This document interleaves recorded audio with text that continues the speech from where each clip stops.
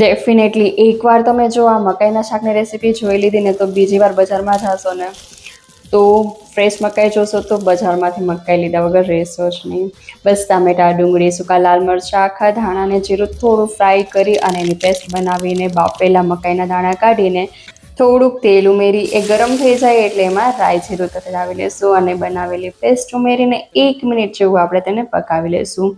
સાઈડમાં આપણે મસાલો તૈયાર કરીશું. પાણીમાં લાલ મરચું, ધાણા જીરું, ગરમ મસાલો મિક્સ કરી અને આપણે શાકમાં ઉમેરશું. આનાથી શાકનો ટેસ્ટ ખૂબ જ સરસ આવે છે. કોઈ પણ શાક તમે આ રીતે બનાવશો ને તો ટેસ્ટ એનો બમણો થઈ જશે.